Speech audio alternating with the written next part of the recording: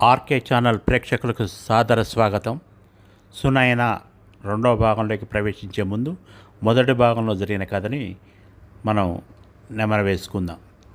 సునయన అనే ఒక అంధురాలు పోలీస్ స్టేషన్కి వచ్చి నేను రేపుకు గురి కాబడ్డాను, ఎఫ్ఐఆర్ నమోదు చేయమని చెబుతూ తన గత జీవిత చరిత్రను చెబుతుంది. తాను ఒక పటాసుల దుకాణంలో ప్రమాదంలో తన కళ్ళను తండ్రిని కోల్పోయి నేత్రాలయ అనే ఒక అంధ పాఠశాలలో చేరుతుంది.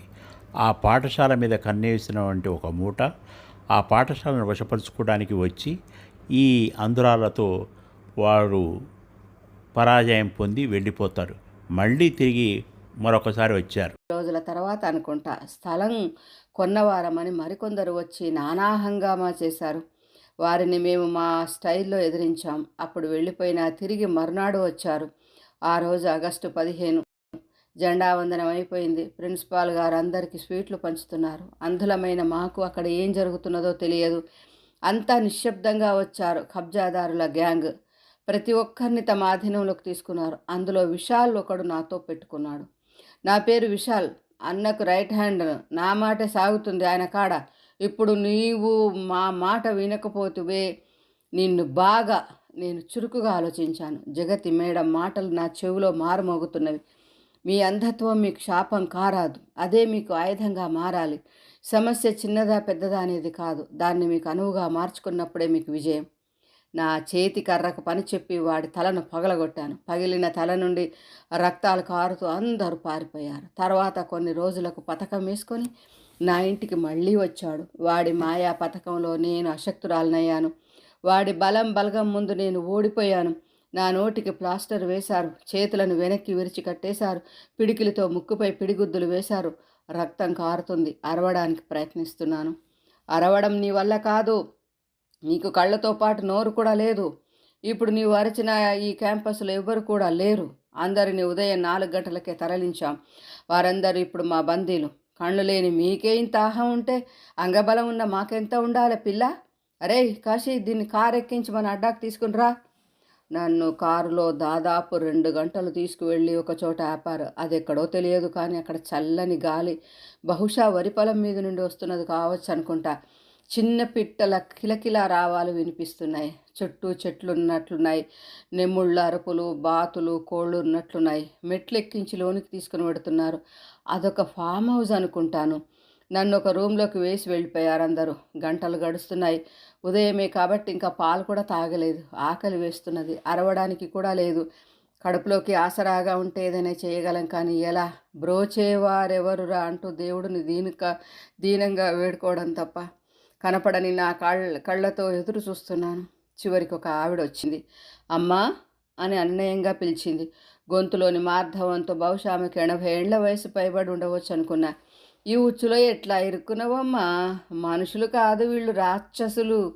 వీళ్ళు కళ్ళు లేని కబోదు అని కూడా చూడలేదు. ఎత్తుకొచ్చారు.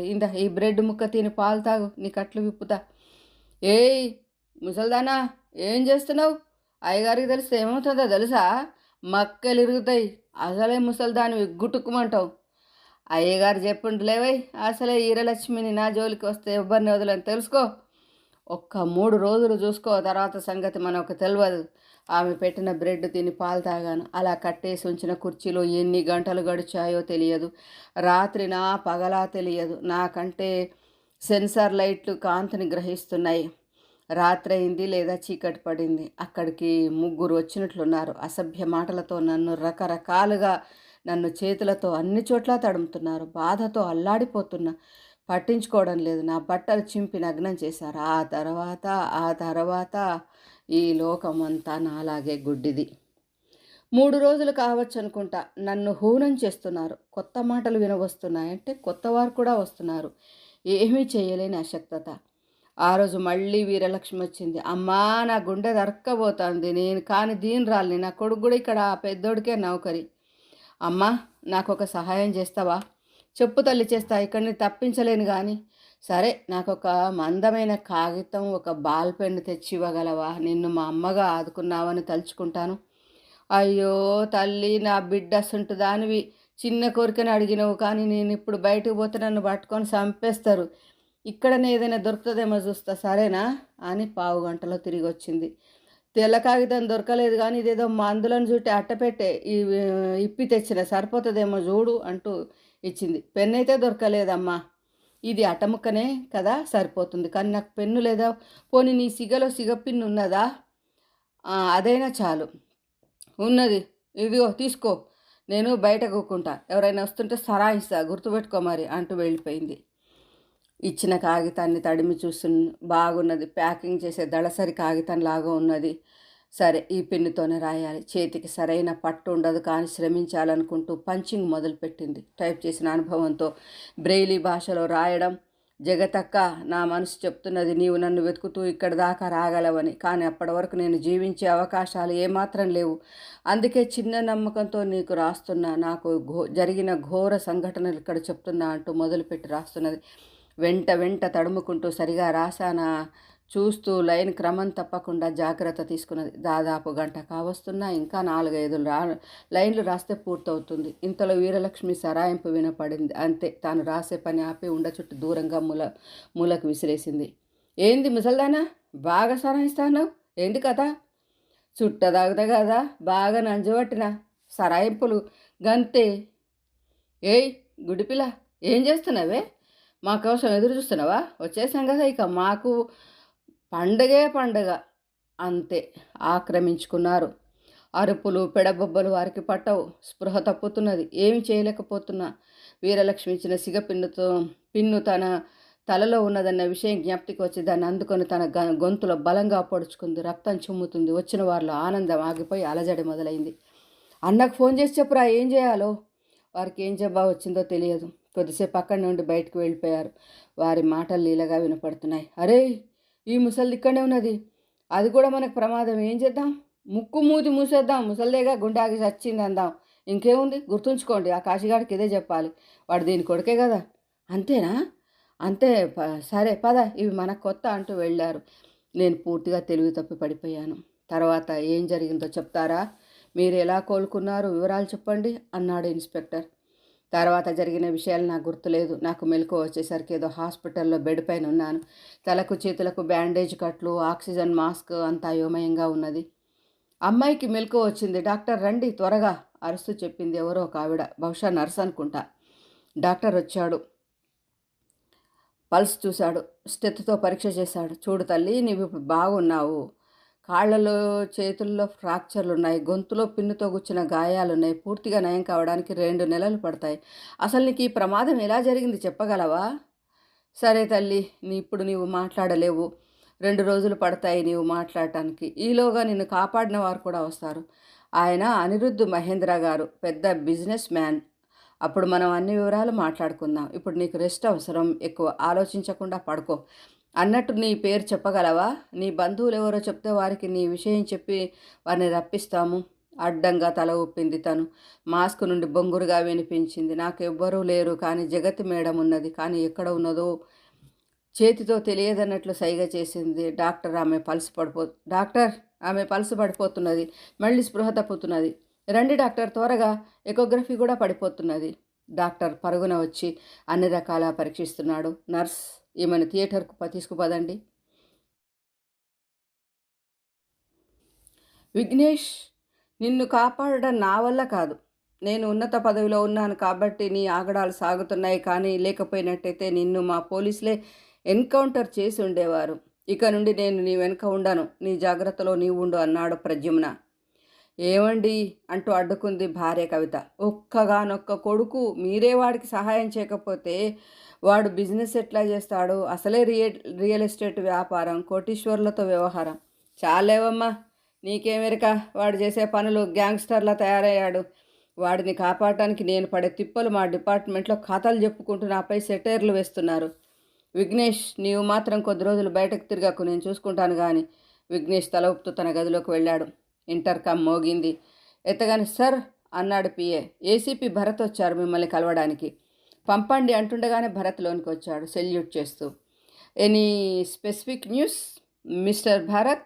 కూర్చోమని కుర్చీ చూపాడు. ఉంది సార్, అది మీ అబ్బాయి విఘ్నేష్ గురించి. మీరు అనుమతిస్తే అతన్ని కొంత విచారిస్తాం మీ పరోక్షంలో. Okay, Bharat, you can proceed. It is, if it official, I won't interference.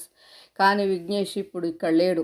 రాత్రే సింగపూర్ అనుకుంటా వెళ్ళాడు. రాగానే నీ వద్దకు పంపుతాను, సరేనా? విఘ్నేష్ ఫోన్ లొకేషన్ ఇక్కడనే చెప్తున్నది. కానీ సార్ ఏదో చెప్పబోయాడు Bharat. Okay Bharat, I have other appointments if you leave. ఎలాంటి ముఖ కవళికలు చూపడకుండా సెల్యూట్ చేసి బయటకు వెళ్ళడానికి నియుక్తుడయ్యాడు. By the way, Bharat, I heard you have been transferred some other place. When you are relieving, తెలియదన్నట్టు భుజాలు ఎగరవేసి బయటకు నడిచాడు. కారెక్కుతూ ఆలోచనలో పడ్డాడు. తాను ఇక్కడికి వచ్చి 6 నెలలైనా కాలేదు. అప్పుడే మళ్ళీ బదిలీ అంటే ఇందులో ఏదో ఉన్నది. తన ఆఫీస్కు ఫోన్ చేశాడు. గుడ్ మార్నింగ్ సార్, తన పిఏ గ్రీట్ చేశాడు. శ్రీనివాస్, ఏమైనా ప్రత్యేక వార్తలా? అలాంటిది ఏమీ లేదు సార్. ఆగండి సార్, ఇప్పుడే ఫ్యాక్స్ వస్తున్నది, చూసి చెప్తాను. ఎస్పీ గారి నుండి ట్రాన్స్ఫర్ ఆర్డర్స్. మిమ్మల్ని ట్రాన్స్ఫర్ చేసి ఐజీ గారి ఆఫీస్కి రిపోర్ట్ చేయమని ఉన్నది. ఏమిటి సార్ ఈ అన్యాయం? ఇంత త్వరగా మీ ట్రాన్స్ఫర్? సరే శ్రీ, నేను ఇప్పుడు రాలేను. సాయంత్రం 4 వరకు వస్తాను. నా రిలీవింగ్ పత్రాలను రెడీ చేసి పెట్టండి. ఎలాంటి ఆర్భాటాలు వద్దు, చాలా సింపుల్గా జరగాలి, సరేనా? ఆ సాయంత్రం తన తోటి సీనియర్ డిఎస్పీ జడ్పన్కు చార్జ్ అప్పగించి రిలీవ్ అయ్యాడు. తర్వాత 4 రోజులకు హైదరాబాద్లోని ఐజీ ఆఫీసులో రిపోర్ట్ చేశాడు. అంతకుముందు తాను ఎస్పీని కలిసినప్పుడు, భరత్, నీవు చాలా సిన్సియర్ ఆఫీసర్ అని నాకు తెలుసు, కానీ డిఐజీ గారు ఎందుకో తెలియదు కానీ నిన్ను వెంటనే ట్రాన్స్ఫర్ చేసి ఐజీకి రిపోర్ట్ చేయమని ఆర్డర్స్ ఇవ్వాలని చెప్పాడు. కారణాలు అడగవద్దు. తనకి అర్థమైంది ఇదంతా తన కొడుకు విఘ్నేష్ను కాపాడుకునేందుకు చేసే ప్రయత్నమేనని. ఐజీ ఆఫీసులో చేరి 3 రోజులైనా తనకు ఎలాంటి ప్రత్యేకమైన పని కేటాయించలేదు. పని పట్ల ఎంతో అలర్ట్గా ఉండే తను ఇంత నిర్వేదంగా ఉండలేకపోతున్నాడు. అంతలోనే ఐజీ గారి నుండి పిలుపు వచ్చింది. వెళ్ళి సెల్యూట్ చేసి నిలబడ్డాడు. సిట్ డౌన్ అంటూ కుర్చీ చెప్పాడు. భరత్, చెప్పండి, మేము ఇంత ఆకస్మికంగా పంపడం పైన మీరు ఏదైనా కారణం ఊహించారా? మీ పెర్ఫార్మెన్స్ గురించి నా వద్ద మంచి రిపోర్ట్స్ ఉన్నాయి, అందుకే అడుగుతున్నాను. ఏది దాయకుండా అంతా వివరించండి. ఇప్పటికీ డిఐజీ ప్రద్యుమ్న గురించిన నెగిటివ్ రిపోర్ట్స్ నా వద్ద ఉన్నాయి. నేను ప్రభుత్వానికి జవాబు చెప్పవలసిన బాధ్యుడిని. నా ఇంటెలిజెన్స్ రిపోర్ట్స్ ప్రకారం తన కొడుకును ఏదో నేరం నుండి కాపాడే ప్రయత్నం చేస్తున్నాడని, దాన్ని నీవే టేకప్ చేశావని, అందుకే నిన్ను ట్రాన్స్ఫర్. సార్, ఈ విషయంలో మీకు ప్రత్యేకంగా ఏమీ చెప్పలేను. తమరికే అంతా తెలుసు. డిఐజీ గారి కుమారుడు విఘ్నేష్ నేర పాత్ర పైన సందిగ్ధ నివారణ కోసం నేను వెళ్ళాను. వారికి ఆ విషయం చెప్పాను కూడా. వారు ఇంత త్వరగా చర్యకు దిగడం నాకున్న అనుమానం ఇంకా అధికమైంది. గత నెల ఆగస్టు 15వ తేదీన బషీర్బాగ్లోని నేత్రాలయ విజువల్లీ ఇమ్మెట్స్ అంధుల పాఠశాలలో అక్కడి ఇమేట్స్ని కొట్టి అటు స్కూల్ వెంటనే ఖాళీ చేయాలని బెదిరించి వెళ్ళారు. బెదిరించిన వారిలో విఘ్నేష్ కూడా ఉన్నాడని సమాచారం మాకున్నది. ఆ తర్వాత వారం రోజులకే ఆ స్కూల్ ఎత్తివేసినట్టు సమాచారం. ఓకే భరత్, నువ్వు ఈ కేసును ఇక్కడి నుండే టేకప్ చేయి. Orders follows, you may leave now. సంతోషంగా బయటపడ్డాడు భరత్. 2 ఇన్స్పెక్టర్లను తీసుకొని భరత్ అక్కడి నుండి నేరుగా శంషాబాద్ ఎయిర్పోర్టుకు వెళ్ళాడు. తమ ఐడీలను చూపుతూ ప్యాసింజర్స్ బోర్డింగ్ సెక్షన్లోకి వెళ్ళారు. మేడం, నేను ACP Bharat from city police. నాకు కొంత సమాచారం కావాలి. గత 15 ఆగస్టు నుండి ఇప్పటి వరకు వేలూరి విఘ్నేష్ అనే వ్యక్తి ఎవరైనా సింగపూర్కి వెళ్ళారా? వెళ్తే ఏ రోజున వెళ్ళాడన్న వివరాలు కావాలి. He is required a criminal case. A ఎయిర్లైన్స్లో వెళ్ళాడో చెప్పగలరా? మాకు సెర్చ్ ఈజీ అవుతుంది. నో ఛాన్స్ మేడం, మా వద్ద వివరాలు లేవు. కొంచెం కష్టం అనుకోకుండా అన్ని లైన్స్లలో వెతకాలి. అంతవరకు మేము లాంజ్లో కాఫీ తాగుతూ ఎదురు చూస్తాం. అరగంట తర్వాత ఆమె చెప్పింది, సారీ సార్, అలాంటి పేరు గల వ్యక్తి ఏ ప్లేన్ బోర్డ్ చేయలేదు. And I'm sure about it. Thank you miss. బయటపడ్డారు అక్కడి నుండి.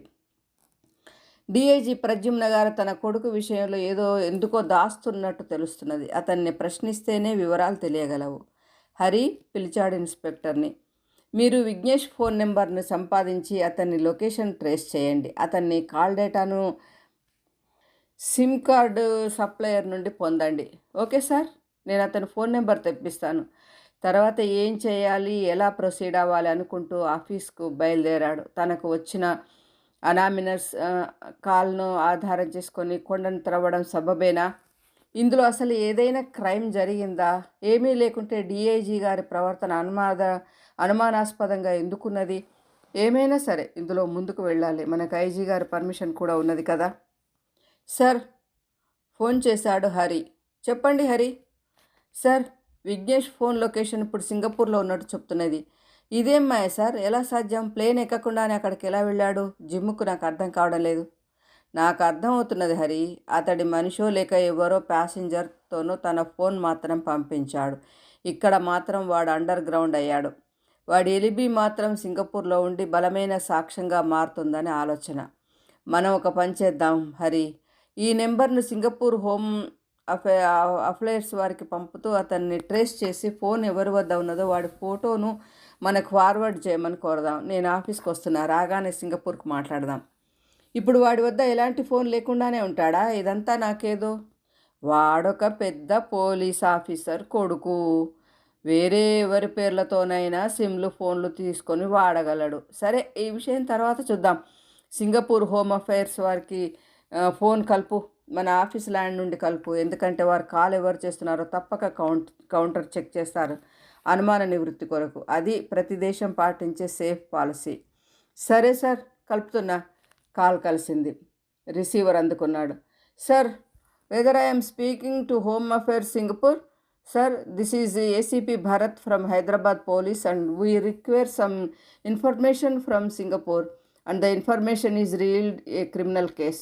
Yes, I will fax the related details. Thank you. Will wait for the reply from your end. Line cut చేసి, Hari quick, phone number, Vignesh photo, travel చేసిన తేదీ, time, అన్ని వివరాలు fax చేయి. వివరాలు మనకు రాగానే మనం డిఐజీ ప్రద్యుమ్న గారిని కలవడానికి వెళ్ళాలి. ఈరోజు రెస్ట్ తీసుకో, రేపటి నుండి బిజీ కావచ్చు. తెల్లవారి ఆఫీస్కు రాగానే హరి రెడీగా ఉన్నాడు. రాత్రే సింగపూర్ నుండి ఫ్యాక్స్ మెసేజ్ వచ్చింది. చూడండి అంటూ మెసేజ్ ఇచ్చాడు. దాని సారాంశం ఏమిటంటే, విఘ్నేష్ అనే వ్యక్తి కానీ, పంపిన ఫోటో పోలిన వ్యక్తి కానీ ఎవరూ అక్కడికి రాలేదని, ఫోన్ నెంబర్ కూడా బ్యాటరీ ఛార్జ్ లేక ట్రేస్ కాలేదని, కానీ పోలీస్ వారికి ఒక ఫోన్ డస్ట్బిన్లో దొరికిందని, ఎవరో ఇచ్చారని తెలిపారు. అందులో ఉన్న సిమ్ కార్డ్ అనలైజ్ చేస్తే నెంబర్ టాలీ అయిందని సమాచారం. చేసేదేమీ లేక తల పట్టుకున్నాడు భరత్. ఈ విఘ్నేష్ చాలా ఉద్దండు, తెలివైన వాళ్ళలాగున్నాడు. ఎంతైనా ఒక ఐపీఎస్ ఆఫీసర్ కొడుకు కదా. ఇక లాభం లేదు, ఆ డిఐజీనే చెప్పాలి. పదహరి, మనకు చేతినిండా పని. ఈ కేసును మనం ఛాలెంజ్గా తీసుకోవాలి. ముందుగా మనకు అనానిమస్ కాల్లో చెప్పిన అంధుల పాఠశాల వద్దకు వెళ్తే ఏదైనా క్లూ దొరకవచ్చు. మొదలు ఆ నేత్రాలయ అంధుల పాఠశాల లొకేషన్ తెలుసుకో. అది ఏ పోలీస్ స్టేషన్ పరిధిలో ఉన్నదో చూసి వారికి మనం వస్తున్నట్టు తెలుపు. అన్ని వివరాలు రెడీగా ఉండమని చెప్పు. ఉదయం 8 గంటలకు హరి ఫోన్ చేసి చెప్పాడు. సార్, నేత్రాలయ అంధుల పాఠశాల మాదాపూర్ పోలీస్ సర్కిల్లో పరిధిలోకి వస్తున్నా సార్. నేను వారికి మనం వస్తున్నట్టు ఇన్ఫామ్ చేశాను. అక్కడ సిఐలు, ఎస్ఐలు రెడీగా ఉన్నట్టు ఇప్పుడే చెప్పారు. వెరీ గుడ్ హరి, నువ్వు ఇక్కడికి వచ్చి కలిసిపోదాం. మాదాపూర్ స్టేషన్లో టీ తాగుతూ అడిగాడు. సిఐ గారు, మీ పరిధిలో ఉన్న నేత్రాలయ బ్లైండ్ స్కూల్ వారి నుండి మీకేమైనా కంప్లైంట్ వచ్చిందా? మీరు ఎఫ్ఐఆర్ ఏదైనా ఫైల్ చేశారా? దానిపైన విచారణ జరిపినారా? మీ ఫైల్ చూపించండి. సార్, ఆ రోజు స్టేషన్కు 4 అమ్మాయిలు వచ్చారు. వారందరూ నేత్రాలయ స్కూలు ఇన్మేట్స్. అందరూ కూడా అంధులు. వారు నోటితో చెప్పిన విషయం ఏమిటంటే, ఆ క్రితం రోజు కొంతమంది గూండాలు తమ స్కూల్కు వచ్చి తమ స్కూల్ని వారి బాస్ కొనుగోలు చేస్తున్నందున వారు 2 రోజులలో స్కూల్, హాస్టల్ అన్నీ ఖాళీ చేయాలని బెదిరించారన్నారు. తాము వారిని ఎదిరించి ఖాళీ చేయమని తెలిపామని చెప్పారు. ఆ ఘర్షణలో తాము రక్షించుకునే క్రమంలో వారితో ఫైట్ చేశామని, వారు పారిపోయారని తెలిపారు. వారు బ్రెయిలీలో కంప్లైంట్ ఇస్తానన్నారు, కానీ అవసరం లేదని రైటర్తో రాయించి మొత్తం వీడియో రికార్డ్ చేశాము. అదే రోజు మా ఎస్ఐ ఇమాం విచారణ గురించి అక్కడికి వెళ్ళాడంటూ ఎస్ఐ వైపు చూశాడు, మిగతా విషయం చెప్పమన్నట్టుగా. సార్, నేను అక్కడికి వెళ్ళేసరికి వారంతా ఎవరో ట్రాన్స్ఫర్ అయ్యారని ఫేర్వెల్ పార్టీలో ఉన్నారు. కొద్దిసేపటికి స్కూల్ ప్రిన్సిపాల్ మేడం వచ్చి కలిసింది. వివరాలు చెబుతూ, ఆ గూండాలు వారెవరు పంపితే వచ్చినారో తెలియదన్నారు. దాదాపు 10 మంది వరకు వచ్చారు. మమ్మల్ని బెదిరించారు. కొంతమంది అంధ విద్యార్థులను జుట్టుపట్టి లాగి చేయి చేసుకున్నారు కూడా. కానీ మా విద్యార్థులందరూ కరాటే ట్రైన్డ్, ఎలాంటి సిచ్యువేషన్ అయినా తట్టుకోగలరు. అందరూ తిరగబడ్డారు. వారు తట్టుకోలేక పారిపోయారు. తిరిగి స్థలాన్ని రిజిస్ట్రేషన్ అయ్యాక పోలీసులతో వస్తామని అంటూ వెళ్ళిపోయారు. ఎస్ఐ గారు, మీకు ఒక మాట చెప్పాలి. ఈ స్థలం మొత్తం భవనం మాకు 5 ఏళ్ల లీజు పైన రెంట్కి ఇచ్చాడు. దీని ఓనర్ శివరాం గారు. మాకు ఇంకా 2 ఏళ్ల కాలం పరిమితి ఉన్నది. లీజ్ కాలం అయ్యే వరకు అమ్మకాలు జరపనని మాతో అగ్రిమెంట్ చేసుకున్నాడు. వీలైతే మేము కోర్టుకు వెళ్ళి స్టే తెస్తామని మేడం గారు చెప్పారు. ఇక అక్కడ చేసేది ఏమీ లేక తిరిగి వచ్చాం అని చెప్పాడు ఇమాం. సరే ఇమాం గారు, మీరు కంప్లైంట్ తీసుకున్నప్పుడు రికార్డ్ చేసిన వీడియోని ఒకసారి ప్లే చేస్తారా? వీడియోలో అమ్మాయిలు చెప్తున్న విషయాలను జాగ్రత్తగా విన్నారు. వారి మాటలలో దాడి చేసిన వారిలో ఎక్కువ భాగం ముస్లిం వారు ఉన్నా 2-3 హిందూ పేర్లు ఉన్నవారు కూడా ఉన్నట్టు తెలిసింది. అందులో ఒకరి పేరు విఘ్నేష్ పేరును వారు పిలిచినట్టు చెప్పినారు. వీడియోలో ఉన్న ఆ 4 అమ్మాయిల ఫోటోలని తమ సెల్ ఫోన్లో తీసుకున్నాడు భరత్. అక్కడి నుండి స్పాట్ చూద్దామని నేత్రాలయ బ్లైండ్ స్కూల్ వద్దకు వెళ్ళారు. అక్కడ ఎలాంటి స్కూలు లేదు.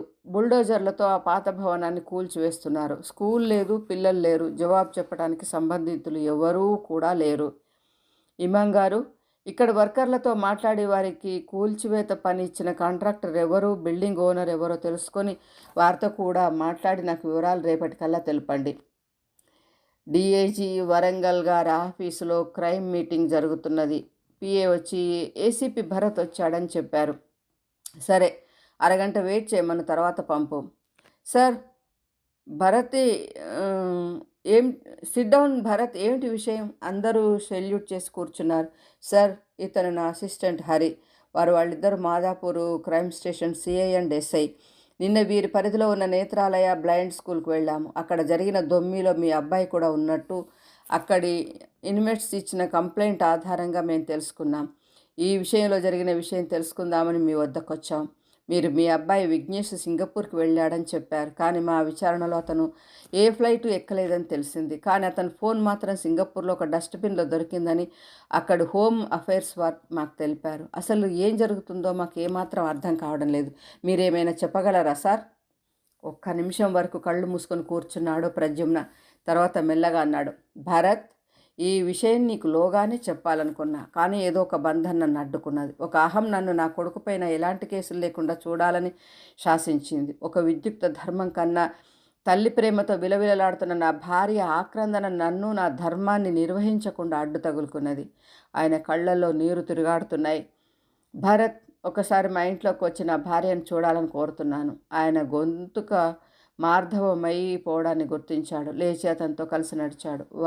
వారిని కూడా రమ్మని భరత్, నా కథ అందరికీ తెలియాలి. అందరూ అతని క్వార్టర్స్కి వెళ్ళారు.